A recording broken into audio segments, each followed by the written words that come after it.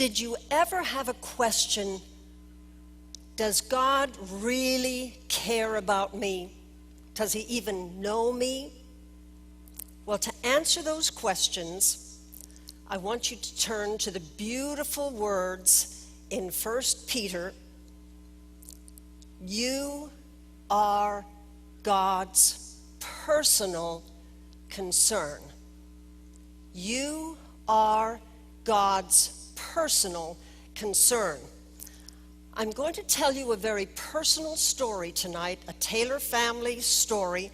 I lived through it, my brothers and sister lived through it, my parents lived through it. And while I'm telling you a story of long ago in China, I want you to think about a powerful question.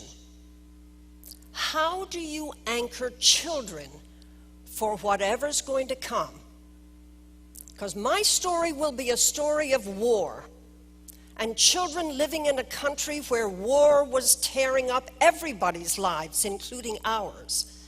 And our parents were anchoring us for whatever would come in a war. But how do you anchor children today for whatever will come? And I think you'll find answers in the story that I tell you tonight. But before I tell you the story, let me make one important observation. One of God's greatest ways of revealing himself is through the testimony and example of God's children when they are struggling with pain and suffering and trouble. Everybody in China knew there was going to be a war.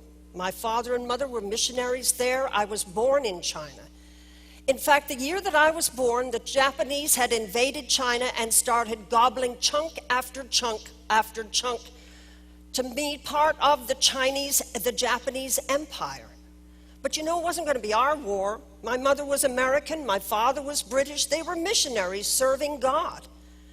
But we would see the gunboats out in the harbor with the Japanese gunboats shooting up into the Chinese guerrillas in the hills beyond our house. And we would see in the morning the Chinese guerrillas bloodied, bandaged, limping around Mule Road where they were escaping from where they had been attacked the night before by the Japanese. And my mother asked this question: how do you anchor children for whatever comes? Well, you know, my mother was from around Wilkes-Barre, Pennsylvania, and she was a school teacher, and she said, I know how you anchor children. You anchor children with the promises of God. And she said the way you make them really remember is by singing. So my mother said, I will put the words of God's promises to music, and the children will sing them. So every morning the little Taylor choir would gather around the old pump organ. We had a ritual at our house of family worship after breakfast. And Mother would play the old pump organ, and she put the words of Psalm 91 to music, this beautiful, beautiful psalm of the promises of God. The beginning words of Psalm 91 use 4 names of God, the beginning words. The first name of God, the Most High God, above everyone God. The second name of God, the Almighty, not the Almighty in strength, but the Almighty that cares and provides for you. The third name of God, the Almighty, unchangeable covenant God from the beginning to the end, yesterday, today, and forever. He is the God. And the last name of God in Psalm 91. The creator of heaven and earth God. That's who says, you are my personal concern. So we sang this beautiful psalm, and we would come to these words in Psalm 91, and he shall give his angels charge over you to keep you. My parents left us in the school for the children of missionaries' children to be educated and return to their missionary work in far northwest China. The day after Pearl Harbor was attacked, the Japanese appeared on the doorstep of our school. They brought a Shinto priest out to the ballpark, conducted a ceremony that said this school now belonged to the great emperor of Japan. And they came in with pieces of paper with Japanese writing, on the furniture, the desks, the chairs, the tables, the pianos, the beds. Everything now belonged to the great emperor of Japan. And then they put the seals on us and we had to wear an armband. At first they just left it that way. But after a while they looked at this beautiful school that had been founded by my great-grandfather Hudson Taylor, and they said, we want to make this into a military base. And that was when they marched us into concentration camp. I will never forget that day. Up at the head of the line, the headmaster, with a long snaking line of the children of missionaries, God's servants, the children of God's servants, being marched into concentration camp like criminals. And the headmaster began to sing, God is our refuge and strength, therefore we will not be afraid. We had learned this hymn. And we sang with him, God is our refuge and strength, therefore we will not be afraid. You will recognize it as Psalm 46. We ended up in a concentration camp in Shandong province called Weixin.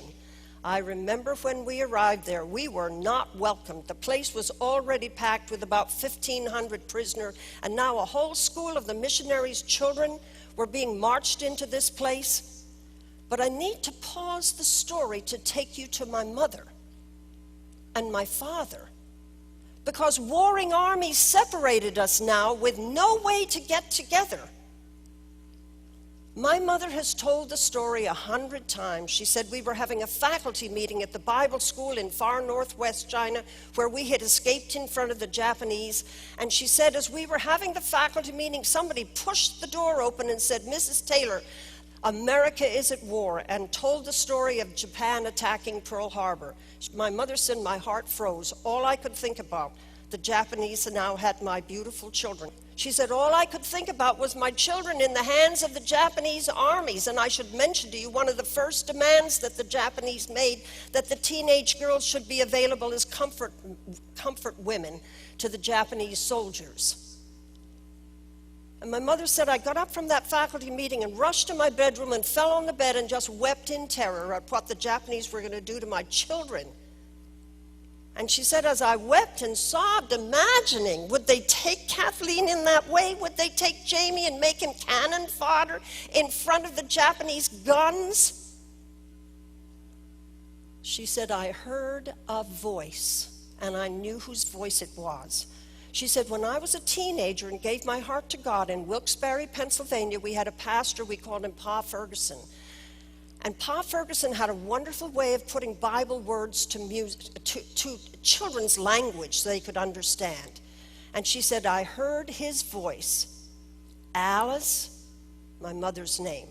Alice, if you look after the things that are dear to God, He will look after the things that are dear to you.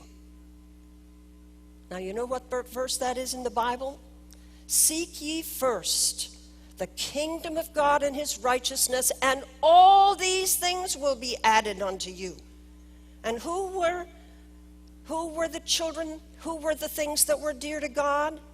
Well, she said, the Chinese. I had heard God call me to China to serve him there. And I was to take care of the things that were dear to God, the Chinese people. And who was dear to me? Kathleen, Jamie, Mary, Johnny. She said it was like the hand of God wiped the terror out of her heart, the tears off her face, and it was like she realized that she had a pact with God, a covenant, that if I looked after the things that were dear to God, God would look after the things that were dear to me.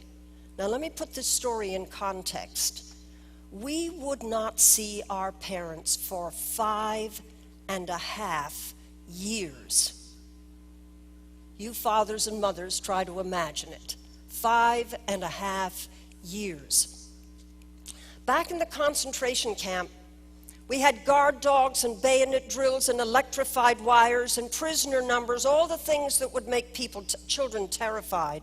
But the teachers, our Christian missionary teachers that were there as substitute parents said, you will become our gifts to God. We will anchor you.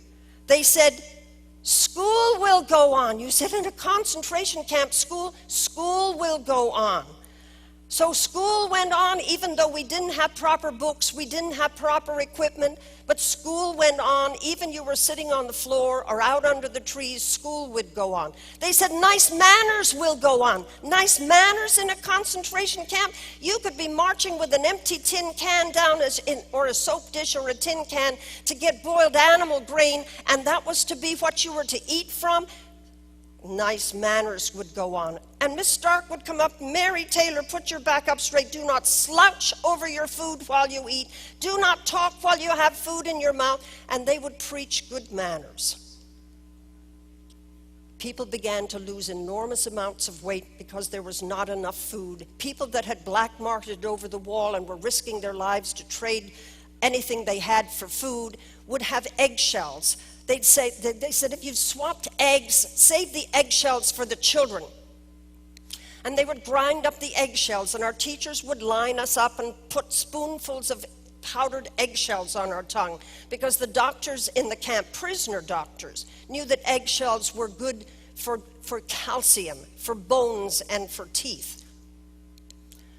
There was a group of people in the camp, the Salvation Army, that had been imprisoned with us, and the Salvation Army said, we're going to get out of this place. We will win the war. Oh, the Salvation Army had guts. They said, we will win the war, and when we win the war, we have to have a victory medley, that we will play the victory medley for when whoever rescues us. Well, who was that going to be? It didn't seem like we would ever be rescued from this place.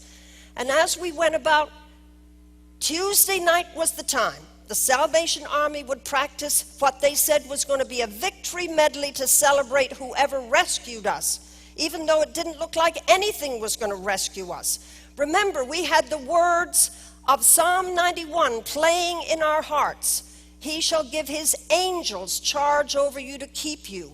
He shall give his angels charge over you to keep you. Just like the old-fashioned gramophone needle sticking in the record, he shall give his angels charge over you to keep you.